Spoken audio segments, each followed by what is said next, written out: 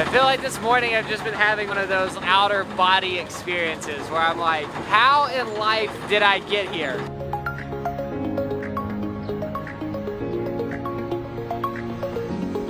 We're Karen Nate, and we're currently exploring our 97th country of Bangladesh. Wow! Wow! After a couple days in the chaotic capital city of Dhaka, last night we jumped on a 100-year-old paddle steamer and rode south overnight to the port city of Bar Eshal. It is 5:30 a.m. and we're about to go for an hour ride in one of these tuk-tuks. Good morning. Trying to stay warm. I did not think we would ever be cold on this trip. You excited about this? I think we can stop at Starbucks. The reason we're up so early is because we're heading about an hour outside of town to a floating market, and we've heard all the action happens between sunrise and lunchtime. From here we get in a boat. Thank goodness we're here. I feel like the boat will be warmer.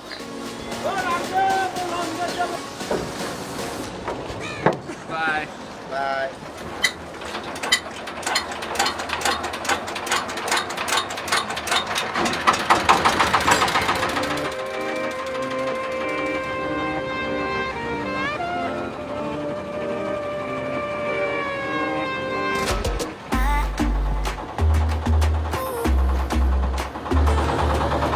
We are experiencing a totally different side of Bangladesh right now. It is insanely beautiful out here, and it just feels so wild and untouched. We're driving through this forest with all these local villages on the side.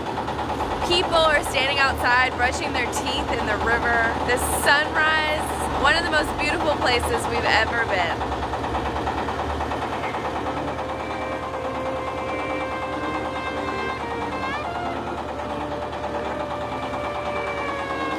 Was it worth the early morning wake-up call? Yes. I feel like the more you travel, the more you want to intentionally seek out places that are like just super authentic, and that's what we found today. You can see it on the locals' faces too when we drive by. They all stop what they're doing and they're like, who are these foreigners? It's fun when you feel like you can provide some entertainment back.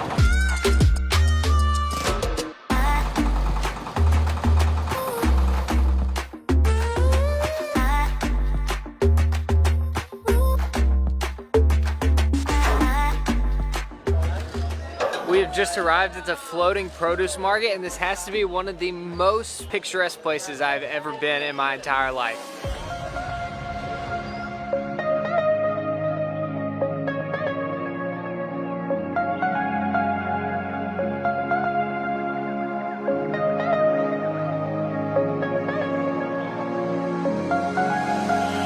I see coconuts, oranges, some kind of root vegetable that I've never seen before, bananas, greens, grapefruits.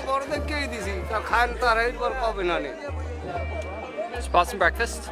This is a good Per piece 10 taka. Thank you. Amun, what's the name of the market? This is এটা কি না বাজার নাম নাকি?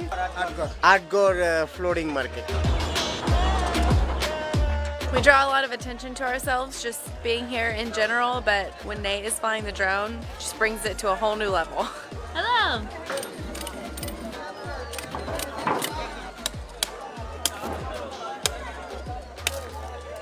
All right. This is How do you for eat you it? and your husband. From the top. Okay.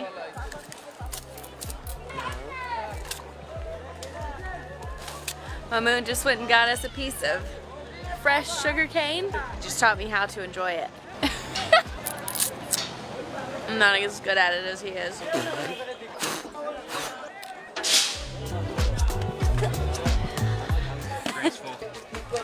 How are you? Good, how are you? We've just stopped at this little riverside village for breakfast at this family-run restaurant where a lady is making bread by hand at the front. So we watched her like take the dough, roll it out, throw it on the pan, and cook it right in front of us. So it's super fresh. It's like chapati with some eggs, did I assume? we got from right down the road. More bread! A crowd formed around this building as soon as we walked in. I love it. This village is so different than the city. It feels so strange just walking in the middle of the road and not dodging motorcycles and tuk-tuks. Oh, don't dodge. No. There's still a lot of hustle and bustle, but much calmer. Much less scary. Everyone's just as friendly. There are some bicycles. Back on the boat. These bridges are too cool.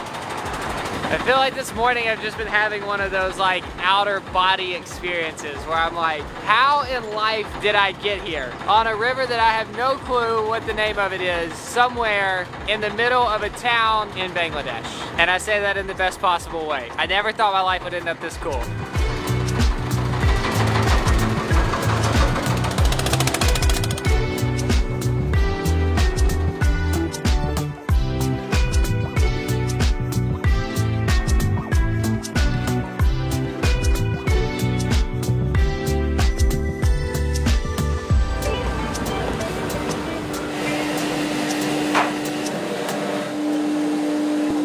Rice that's being dried with salt, then it goes in this machine. It feels like spongy. Wow!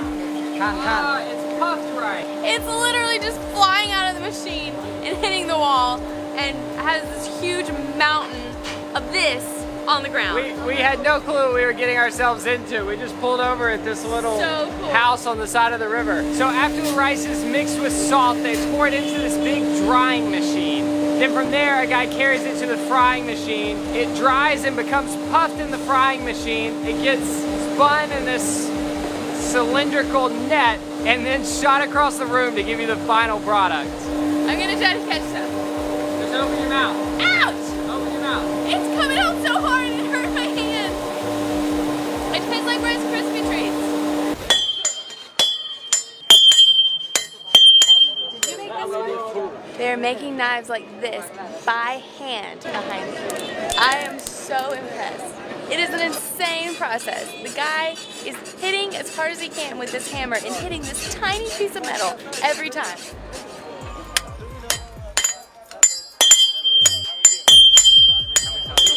This is what happens every time we stop somewhere. No one was at this shop and now they have an audience. Not saying anything, just standing and watching. I don't mind. We're just taking turns observing each other's lives. It's a fair trade.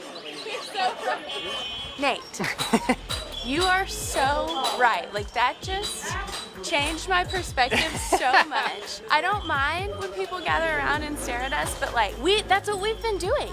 Yeah, we were this is gathered like around payback. the blacksmith. And all the people here are probably like, why do they care about this like knife making stuff? Like that's so normal to them, but to us it's like, wow. It's just completely different from what you see every day. Yeah, and then we're standing here like, who knows how many people like us they've seen, and we're holding interesting things. Like of course, we're doing the same thing. Do you know first? I need to hold your hand.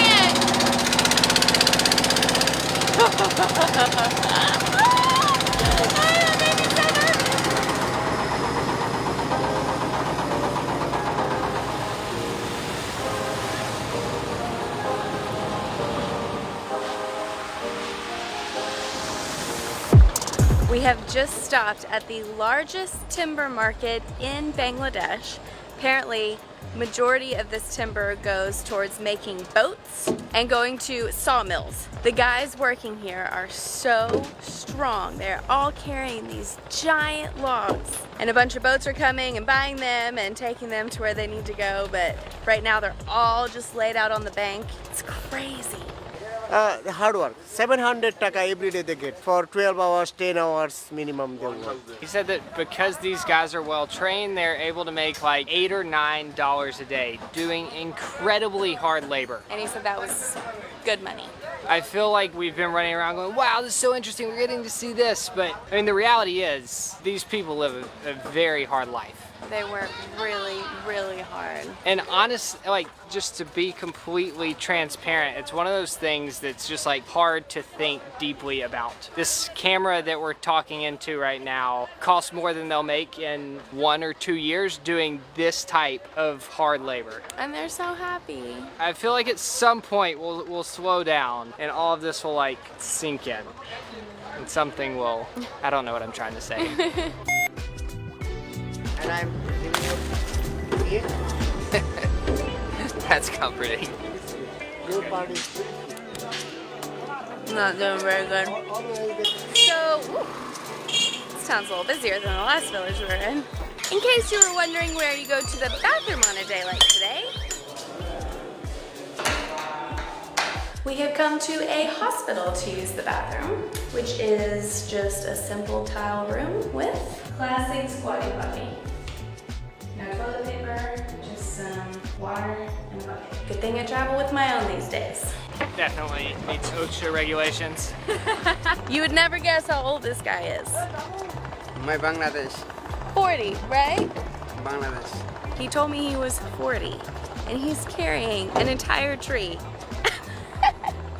You're very strong. A strong body. A strong body. It's insane. Oh, there's a spider on my arm.